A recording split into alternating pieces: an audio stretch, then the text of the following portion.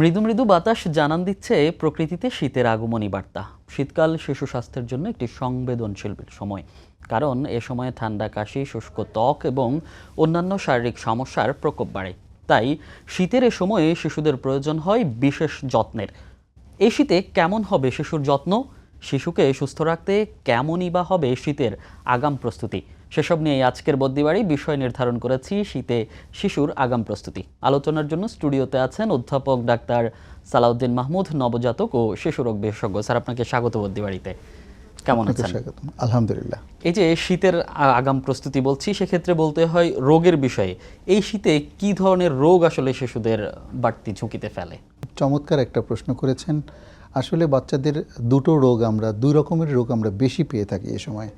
একটা হচ্ছে ঠান্ডা কাশি থেকে দেখা যায় নিউমোনিয়া, ব্রঙ্কিওলাইটিস, আর আরেকটা হচ্ছে ডায়রিয়া, যেটাকে আমরা ভাইরাল ডায়রিয়া বা রোটা ভাইরাস ডায়রিয়া বলে থাকি। জি, এবং আমরা কিছু রোগীদের সাথে কথা বলেছি এবং রোগীরাও আমাদেরকে আপনার যে দুটি রোগের কথা বলছেন তাদের সেই অভিজ্ঞতার কথা জানিয়েছেন। রোগীর অভিভাবকরা আমাদের সাথে কথা বলেছেন। তেমনই একটি প্রতিবেদন আছে, আমরা একটু দেখে নেব।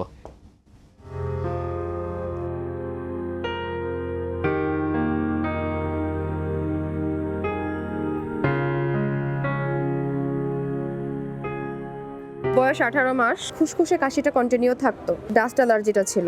মানে আমি কনসেপ্ট করেছি, পরে জানতে পেরেছি যে আমার অ্যালার্জি আছে। সর্দি কাশিটা ভালো না হওয়ার কারণে ধীরে ধীরে হচ্ছে ওর নিউমোনিয়াটা হয়ে গেছে। অ্যাডিনোভাইরাস পজিটিভ ছিল, কখনো কখনো রোটা ভাইরাস পজিটিভ হয়ে যায়। বয়স 6 মাস 23 দিন। ওর হচ্ছে ঠান্ডা, কাশি, জ্বর। আগে এরকমটা হয়নি। শ্বাস নিতে কষ্ট হয়, অনেক প্রচুর কান্না করে, খাবার খেতে চায় না। প্রথমে 15 তারিখ ঠান্ডা লাগছিল, অল্প একটু জ্বর দেখা দিছে। তো 2-3 দিন ওভার হওয়ার পরে আমি ডাক্তারের কাছে নিয়ে গেছি, কোনোভাবে কমতেছে না। তৃতীয়বার ডাক্তার দেখানোর সময় উনি এক্সরে দিচ্ছে, দেওয়ার পরে উনি রিপোর্ট আসছে যে নিউমোনিয়া। ওষুধ 2-1 দিন খাওয়ানোর পরে, আর এই যে ঠান্ডার কারণে তো জ্বর আছে, এই জ্বরটার কারণে মনে করেন এই সমস্যাটা হয়। 7-8 দিন জ্বর বাসায় আমরা নিয়ন্ত্রণের চেষ্টা করেছি, বলতে আমরা প্রাইভেট ডাক্তার দেখিয়েছি প্রথম। এটা ধরা পড়ে যে এটা টাইফয়েড নিউমোনিয়া এই টাইপের। এরপরে আমি অ্যাডমিশন নিতে পারি। এখন বাচ্চা চিকিৎসাধীন অবস্থা আছে। পরের থেকে অনেক সমস্যা ছিল, নিউমোনিয়া ছিল, ফুসফুসে ছিল, তারপরে রক্তে ইনফেকশন ছিল, মাথায় খিঁচুনি ছিল, ব্রেনটা খিঁচুনি ছিল। 4 মাস বয়সের সময় খিঁচুনি ধরা পড়ছে, আর খিঁচুনি থেকে করে বিভিন্ন হসপিটালে চিকিৎসা নিছি, 25টা হসপিটালে চিকিৎসা নিছি, কোথাও ভালো হয়নি। তারপর থেকে আর কি নিউমোনিয়া আবার দেখা দিছে যে 3 বছরের সময়। দেশে একটা ডাক্তার দেখাইছি, উনি এক্সরে কইরা আর রক্ত টেস্ট করাইয়া বলছে হালকা সমস্যা আছে, 7 দিনের ওষুধ দিয়ে দিছিল, বলছে সেরে যাবে। পরে আরও বেশি হয়েছে, এক্সরে করাইলে বুকে একটা ইনফেকশনের দাগ আসছে, ওইখানে বলছে যে লান অ্যাবসেস।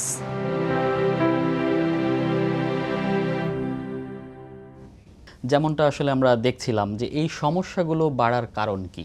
আসলে ছোট থেকেই শুরু করি। একটা বাচ্চা জন্মের পরে আমরা সাধারণত 6 মাস পর্যন্ত শুধুমাত্র বুকের দুধ খাওয়ার কথা বলে থাকি। এখন শুধুমাত্র বুকের দুধ খাওয়ালে উপকার কোথায়? এই বুকের দুধে অসংখ্য রকম অ্যান্টিবডি আছে, যেটা আমাদের বিভিন্ন ভাইরাস ব্যাকটেরিয়া থেকে বাচ্চাদেরকে রক্ষা করে। আপনারা জানেন, নর্মাল একটা ভাইরাস ব্যাকটেরিয়া একটা বড় মানুষকে আক্রান্ত করতে যত না কষ্ট হয়, ছোট বাচ্চাকে এবং বয়স্ক মানুষদেরকে খুব সহজেই তাদের রোগ প্রতিরোধ ক্ষমতা কম হওয়ার কারণে ধরে ফেলে। তাহলে তাদেরকে রক্ষা করবে কে?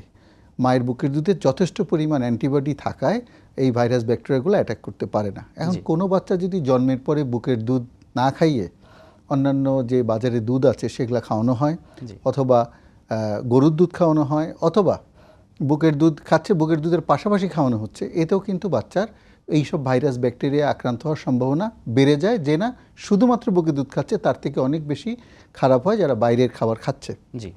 এটা একটা। আবার আসেন, নর্মালি বলা হয় যে 0 থেকে 3 মাসে 1.5 থেকে 2 ঘন্টা পর পর খাওয়ার নিয়ম। কিন্তু দেখা যাচ্ছে বাচ্চাটাকে ঘন ঘন, বাচ্চা একটু মোড়ামুড়ি করে, কান্নাকাটি করে, 20 মিনিট আধা ঘন্টা পর পরই দেওয়া হচ্ছে। ঘন ঘন দেওয়াতে বিপত্তি যেটা হয়, হয়তো বমি শুরু হয়। সেই বমিটা দেখা যায় তাদের শ্বাসনালীতে চলে গিয়ে তার আবার কিন্তু অ্যাসপিরেশন নিউমোনিয়া বলে থাকি, সেটা হতে পারে। আরেকটা দেখেন, শীতকালে যেটা হয়, বাচ্চারা তো গরম কাপড় দিয়ে ঢেকে রাখা হয়, বাচ্চা শুয়ে আছে, এখন বাচ্চাকে আবার কষ্ট করে উঠে খাওয়া দিবে, বলে না বাচ্চাটা শুয়েই খাক, আরামে খাচ্ছে। যখন আরামে খেতে যাবে, শুয়ে শুয়ে খেলে যেটা হয় শ্বাসনালীর উপরিভাগে গিয়ে খাবারটা জমা হয়, জমা হয়ে কিন্তু আবার নিউমোনিয়া হয়ে যায়। তো এই সমস্ত ক্ষেত্রে কিন্তু সবসময় মনে রাখতে হবে বাবা মাকে, বিশেষ করে মাকে তো মনেই রাখতে হবে যে কোলে বসে মাথা উঁচু করে খাওয়াতে হবে, কোনো অবস্থায় শুয়ে খাওয়ানো যাবে না, সেটা রাত 3টা হোক আর ভোর 5টা হোক। তাহলে খাবার মধ্যে পর্যাপ্ত গ্যাপ দেয়া এবং পাশাপাশি খাওয়ানোর যে পজিশনটা কোলে বসে মাথা উঁচু করে। এবার আসেন, এই সময়ে আমাদের খুব কমন একটা প্রশ্ন হয়ে থাকে গোসল। কতদিন পর পর আমরা গোসল দিতে পারবো? ঠান্ডা পড়েছে বা অল্প ঠান্ডা, বেশি ঠান্ডা। আমি বাবা মাকে বলে থাকি, দেখুন ওর যদি দেখেন মোটামুটি অল্প ঠান্ডা, আপনি প্রতিদিনই গোসল দিতে পারবেন। বাইরে যদি অল্প ঠান্ডা থাকে সেক্ষেত্রে 2 থেকে 3 মিনিট কুসুম কুসুম গরম পানি দিয়ে গোসল দিয়ে মাথায় পানিটা দিয়ে আপনি নিয়ে আসেন। মাথাটা উঁচু থাকবে যাতে কোনো অবস্থায় শ্বাসনালীতে পানি চলে না যায়। কিন্তু যদি খুব ঠান্ডা পড়ে যায় ডিসেম্বরের শেষ দিকটা, সেক্ষেত্রে আমরা বলে থাকি যে প্রতিদিন যদি গোসল নাও দেওয়া যায়, একদিন পর পর গোসল দিতে পারবেন এবং মাঝখানে যে একদিন বাকি থাকবে কুসুম কুসুম গরম পানি দিয়ে গাটা মুছিয়ে দেন। এই গোসলের ক্ষেত্রে এই যত্নটা কিন্তু খুব জরুরি। গোসলের সময়টা নিয়েও বিপত্তি। অনেকই মা আছে অনেক ব্যস্ত, অনেক কর্মজীবী মহিলা আছে, বাসায় অন্য কারো কাছে রেখে যায়, নানি দাদির কাছে থাকে, সেক্ষেত্রে কিন্তু ওদের গোসলটা ঠিক সময় মতো হয়ে ওঠে না। ওনারাও বাসায় ব্যস্ত থাকেন। আসলে একটু সকাল 11টা 12টা যে রোদের সময়টা, এই সময়টাই বাচ্চাকে গোসল দিলেই কিন্তু সবচেয়ে উত্তম। অনেক সময় অনেক কর্মজীবী মা সন্ধ্যা করে বাসায় ফিরে তারপরে দেখা যায় সারাদিন তাকে গোসল দেওয়ার কেউ নাই, ওই সময় গোসল দিলে কিন্তু আবার ঠান্ডা কাশিটা বেড়ে যেতে পারে। ধরেন ঠান্ডা কাশি হয়েই গেল, আপনি এত কিছু যত্ন নিলেন, তারপরে সাথে সাথে কিন্তু একজন শিশু বিশেষজ্ঞ বা বিশেষজ্ঞ ডাক্তার দেখানোটা খুব জরুরি। সেখানেও বিপত্তি। ঠান্ডা লাগলেই ওনারা যেটা করেন, আশেপাশে যে ফার্মেসি আছে সেখানে চলে যান, গিয়ে প্রথমেই 1-2 দিনে দেখা যায় একটা প্রথমেই অ্যান্টিবায়োটিক দিয়ে শুরু করেন এবং যেটা কোনোই হয়তো দরকার ছিল না। কিন্তু দেখা যায় যে বাচ্চার আননেসেসারি অ্যান্টিবায়োটিক বা অন্য কোনো ওষুধ খাওয়ানোর কারণে, যে মানে বিশেষজ্ঞ চিকিৎসক না দেখার কারণে ভুল চিকিৎসা হয় এবং ভুল চিকিৎসা হলেই ঠান্ডাটা বাড়তেই থাকে। এবং যখন পর্যন্ত ওনারা হাসপাতালে আসেন তখন বাচ্চার 3টা সিমটম খুব জরুরিভাবে দেখা দেয়। একটা হচ্ছে ঘন ঘন শ্বাস নেওয়া, বুকের খাঁচার ভিতরে বুকটা ডেবে যাওয়া এবং খাওয়াটা কমিয়ে দেওয়া। এই 3টা লক্ষণকে আমরা নিউমোনিয়ার প্রাথমিক লক্ষণ হিসেবে ধরে থাকি। তারপরে আমরা স্টেথো দিয়ে বুকটা দেখি ওখানে ক্রিপিটেশনস আছে কিনা, তারপরে আমরা একটা এক্সরে করে ওখানে কোনো অপাসিটিস থাকলে তখন আমরা এটাকে নিউমোনিয়া বলে থাকি। তেমন একটা গল্প মনে হয় আমরা শুনছিলাম যে একজন মা বলছিলেন প্রায় 25টি হাসপাতালে তিনি চিকিৎসা নিতে হয়েছে, সুস্থ হচ্ছিল না। এবং আরেকজন মা একদম শুরুর দিকে স্যার বলছিলেন যে ডাস্ট অ্যালার্জির কথা এবং ওই শিশুর সর্দি হচ্ছে, এবং তিনি আমাদেরকে যখন কথা বলেছেন তখন বলছিলেন যে ঘর থেকে বেরই করা যায় না। সেক্ষেত্রে তিনি তার একটি স্টোরি বলছিলেন, সেটা কোনো প্রভাব ফেলে কিনা? অ্যালার্জি তো খুবই মারাত্মক। সেই ক্ষেত্রেও দেখেন যে বাচ্চাটা শুধুমাত্র বুকের দুধ খাবে 6 মাস বয়স পর্যন্ত, সেই বাচ্চাটা কিন্তু এই অ্যান্টি অ্যালার্জিক এজেন্ট থাকাতে এই অ্যালার্জি দ্বারা এত আক্রান্ত হবে না। কিন্তু যদি সে দেখা যায় বাইরের খাবার খাচ্ছে, বাইরের দুধ খাচ্ছে, তখনই কিন্তু, বা গরুর দুধ খাচ্ছে, গরুর দুধে কিন্তু খুব বাজে একটা প্রোটিন আছে যেটার নাম আমরা বলে থাকি ক্যাসিন প্রোটিন। এই প্রোটিনটা বাচ্চাদের জন্য প্রচণ্ড অ্যালার্জিক। এই অ্যালার্জিক হওয়ার কারণে বাচ্চাদের দেখা যায় ঘন ঘন ঠান্ডা কাশি লেগেই থাকে। ইভেন প্রতি সপ্তাহে 2 সপ্তাহ পর পর ডাক্তারের কাছে আসার প্রয়োজন হয়। আর 6 মাস পরে যদি আমরা চলে যাই একটা বাচ্চা, তখন বাড়তি খাবার খাওয়ার প্রয়োজন হয়। এখানেও বিপত্তি। দেখেন, বাড়তি খাবার শুরুই করতে হবে আসলে 3 বার দুধ আর 3 বার বাড়তি খাবার দিয়ে, 3 থেকে 4 ঘন্টা পর পর খাওয়ার নিয়ম। আপনি পারিবারিক খাবার, আমাদের বাবা মারা বা দাদা নানিরা সবসময় পারিবারিক খাবার খাইয়ে আমাদেরকে মানুষ করেছেন। কি এক অদ্ভুত জিনিস আপনি দেখবেন এখন সমাজে, একটা অদ্ভুত ফর্মুলা, সেটা 2টা জায়গায় পাওয়া যায়। একটা হচ্ছে পাশের বাড়ির মহিলা আর একটা হচ্ছে ফেসবুক। সেই ফর্মুলায় হচ্ছে 2 প্রকার চাল, 2 প্রকার ডাল, তেল, তারপর বিভিন্ন রকম জিনিস মিশিয়ে, আবার গরুর দুধ মিশিয়ে এমন একটা মিক্সচার তৈরি করা হয় যে বাচ্চাটা প্রথম 10-12 দিন খেলে তো কোনোভাবে হজম করতে পারে, তারপরে শুরু হয় বমি আর পায়খানা। তো এই কারণে আমরা সবাইকে বলবো যে আপনি যদি পারিবারিক খাবারটা দেন, একটু নরম ভাত, নরম খিচুড়ি দেন, ওখানে একটু সবজি থাকবে, একটু নরম মাছ থাকবে, এটা যদি দিতে পারেন তাহলে কিন্তু আমার বাচ্চার এই রোগ প্রতিরোধ ক্ষমতাটা বেড়ে যায় এবং সেক্ষেত্রে ভাইরাস ব্যাকটেরিয়া সহজে ধরতে পারে না। রাদার দেন আপনি সিরিয়াল বেস খাবার বা অন্য বাইরের যে খাবারগুলো আছে এগুলো না দেওয়াটাই উত্তম। দেখেন, এই সময় আমি বলছিলাম যে এই সময় আরেকটা ভাইরাস আছে যেটার নাম রোটা ভাইরাস। শীতের সময় এটা বেশ বেড়ে যায় এবং দেখা যায় যে গ্রাম দেশে বলে শীতের পায়খানা বা শীতের হাগা। কি হয় এটাতে? এত পরিমাণ পানি লস হয় বডি থেকে, দেখা যায় যে পেশাবটা কমে যায়, চোখ গর্তে ঢুকে যায়, আমাদের চামড়াগুলা লুজ হয়ে যায় এবং তখন দেখা যায় হাসপাতালে ভর্তি করে হাতে স্যালাইন দেওয়ার প্রয়োজন হয়। এখানেও তবে আমাদের দেশের বাবা মারা এখন অনেক সচেতন, পাতলা পায়খানা হলেই তারা খাবার স্যালাইন খাইয়ে দেয়। এই খাবার স্যালাইন খাওয়ানোতেও বিপত্তি, এবং কিভাবে খাওয়াবে, কিভাবে খাবার কতটুকু স্যালাইনটা কতটুকু বানাতে খাওয়াবে। হবে, তার এই বানানোটা কি একদম অ্যাকুরেট হয় কি না। দেখা যায় যে অল্প একটু পানির মধ্যে যেখানে 500 মিলিতে পুরো এক প্যাকেট দিয়ে দেওয়ার কথা, সেখানে হয়তো দিয়ে দেওয়া হচ্ছে অল্প কিছু পানির মধ্যেই পুরো প্যাকেটটা দিয়ে দেওয়া হচ্ছে। এতে সোডিয়ামের পরিমাণটা অনেক বেশি বেড়ে যায়, সেক্ষেত্রে বাচ্চার কিডনির উপরে ইফেক্ট পড়ে যায়। তো সেক্ষেত্রে ঠিক করে খাবার স্যালাইন খাওয়ানো, এবার আসেন পরিমাণ, সে আরেক জিনিস। আমরা সাধারণত বলে থাকি যত কেজি তার ডাবল চা চামচ। কারো যদি 6 কেজি হয় তাহলে 10 থেকে 12 চা চামচ প্রতিবার পায়খানার পর তাকে খাবার স্যালাইনটা দিলে বাচ্চার পানির অভাব বা পানি শূন্যতা হয় না। এই সময় প্রস্রাবের দিকে খেয়াল রাখতে হয় খুবভাবে। প্রস্রাবটা যদি ঠিকমতো হয় তাহলে কিন্তু চিন্তার কোনো কারণ নেই। কিন্তু বিপত্তিটা হয় শুধু পায়খানা হলে না হয় আপনি খাবার স্যালাইন দিলেন, কিন্তু শুরু হয় বমি পায়খানা একসাথে, জি, তখন বিপত্তিটা ঘটে। তখন দেখা যায় যে আর খাবার স্যালাইন খাওয়ানো যাচ্ছে না, তখন হাসপাতালে ভর্তি হয়ে স্যালাইন দেওয়ার প্রয়োজন হয়। স্যার এই যে বলছিলেন, এখন কখন আসলে চিকিৎসকের শরণাপন্ন হবেন, অর্থাৎ কি লক্ষণ দেখলে একজন রোগীকে নিয়ে তার অভিভাবক হাসপাতালে যাবেন? চমৎকার প্রশ্ন। এই ক্ষেত্রে বাবা মাকে যথেষ্ট পরিমাণ সচেতন হতে হবে, কারণ তাদের এক মুহূর্তের সিদ্ধান্তই বাচ্চাটাকে বিপদে ফেলে দিতে পারে। প্রথমে আসি ঠান্ডা কাশি বা নিউমোনিয়া। দেখা যাচ্ছে একটা বাচ্চার ঠান্ডা কাশি হলো, তখন হয়তো এদিক ওদিক থেকে ওষুধ খাওয়াচ্ছে, সেক্ষেত্রে পরামর্শ দিব নিকটস্থ বিশেষজ্ঞ চিকিৎসকের পরামর্শ নেওয়া এবং ঠিক ওষুধটি দেওয়া, তাহলে কিন্তু আর হাসপাতালে যাওয়ার প্রয়োজন হয় না। দেখা গেল ও চিকিৎসা চলছে বা চিকিৎসা আশপাশ থেকে ওষুধ খাওয়ানো হয়েছে, দেখা গেছে বাচ্চার শ্বাস নিতে কষ্ট হচ্ছে, বুকের খাঁচাটা বুকের ভিতরে ডেবে যাচ্ছে, বুকের দুধ খাওয়াটা আগে খাচ্ছিল এখনও খাচ্ছে, কিন্তু খাওয়াটা আগের মতো একটানা খেতে পারছে না, একটু খাচ্ছে, জিরাচ্ছে, আবার খাচ্ছে, আবার রেস্ট নিচ্ছে। এই যে তার পুরোপুরি খেতে না পাওয়ার যে বিষয়টা, এই বিষয়টা যখনই চলে আসবে, এই 3টা বিষয় দেখা দিলে কোনো অবস্থাতেই চিকিৎসকের কাছেও থাকা উচিত না। সাথে সাথে হাসপাতালে এসে যেখানে চিকিৎসার ব্যবস্থা করে হাসপাতালে ভর্তি হয়ে এটার জন্য বিশেষায়িত ইনজেকশন আছে, সেই ইনজেকশন দিয়ে চিকিৎসার ব্যবস্থা করা, এটা হচ্ছে খুব জরুরি। আমরা যেটা দেখতে পাই, তাদের হয়তো সবারই আসলে আমাদের অর্থনৈতিক অবস্থা এত ভালো নয়, সবাই বিশেষ করে গ্রামে সবাই চায় যে না এত দূরে আমরা হাসপাতালে আসবো না, আমরা বাসায় থেকেই চিকিৎসা করব। তখনও তারা দেখা যায় চিকিৎসককে চাপ দিতে থাকে যে না আপনি এখানেই একটু ভালো ইনজেকশন বা ভালো ওষুধ দিয়ে চিকিৎসা করুন। চিকিৎসক কিন্তু আসলে চিকিৎসকরা তখন চান না, চিকিৎসকরা তখন বলেন যে না আপনাকে হাসপাতালে যেতে হবে, এই অবস্থায় হাসপাতালে ভর্তি হতে হবে। তো এই একটা গেল ঠান্ডা কাশির ক্ষেত্রে। এবার আসেন পাতলা পায়খানা।